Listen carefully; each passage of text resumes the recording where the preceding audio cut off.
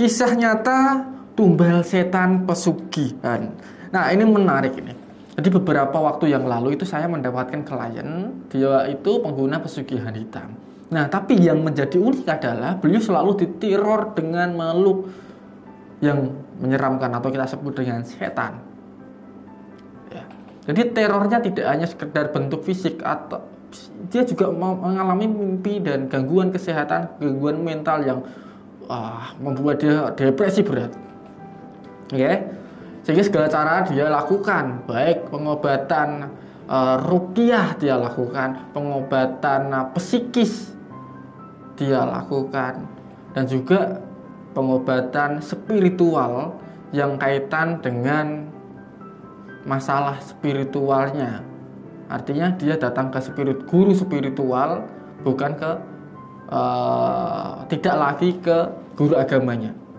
Nah, karena dia sudah pernah ke guru agama untuk meruat atau meruqyah, tapi belum berhasil.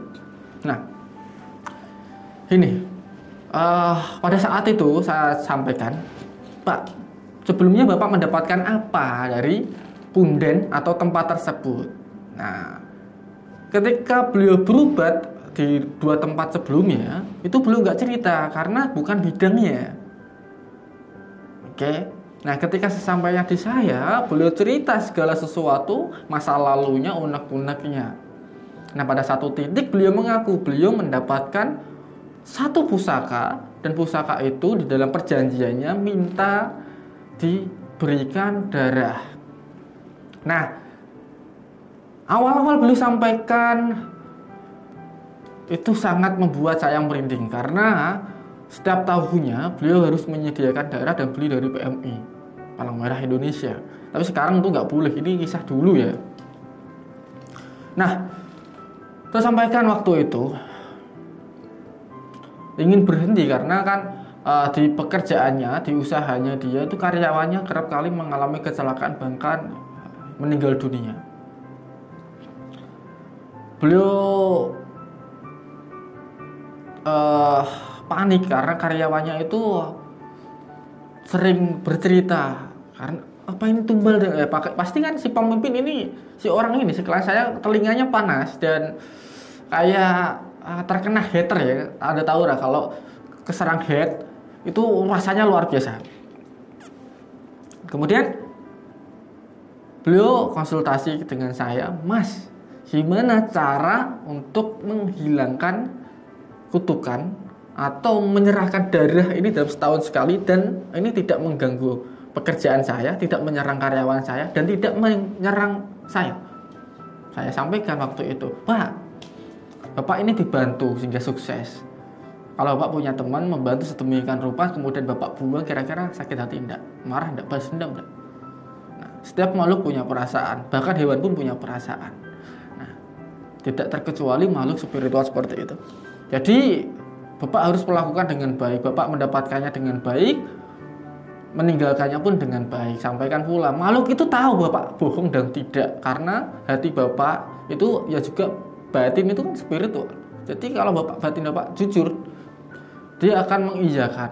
Nah, waktu itu kan darah, sekarang ganti dengan minuman yang warnanya merah, tapi menurut Bapak rasanya enak. Apa itu?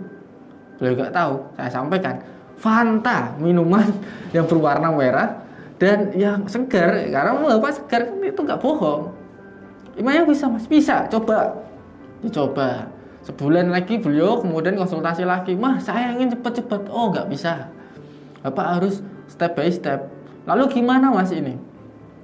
Coba Bapak sampaikan, minuman apa lagi, cairan apa lagi yang menurut Bapak enak, sehat, dan lebih baik daripada Fanta itu tadi. Apa Mas? Air putih. Tapi air putih saja nggak bisa. Bapak cukup Bapak kasih minyak atau garam atau bunga di air itu.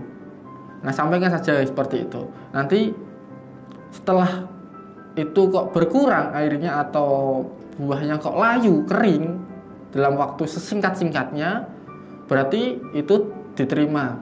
Nah, ketika itu diterima, Bapak sampaikan lagi, ada wilayah yang luas dan terdapat makanan tanpa batas. Itu adalah di laut. Bawa ke laut, buang situ atau tempatkan di situ, selesai. Jadi kisahnya seperti itu. Nah, kemudian saya arahkan untuk menggunakan kandang bubrah. Jadi demi menjaga usahanya tetap stabil dan tidak jatuh karena ya sarana spiritualnya hilang, maka waktu itu saya gantikan menggunakan kandang bubrah untuk menstabilkan serta menjaga usahanya yang sudah dipertahankan saat ini. Nah, jika Anda mengalami kasus sama serupa, ya Anda bisa konsultasikan dengan saya ya. Dengan cara menghubungi saya, linknya ada di bio.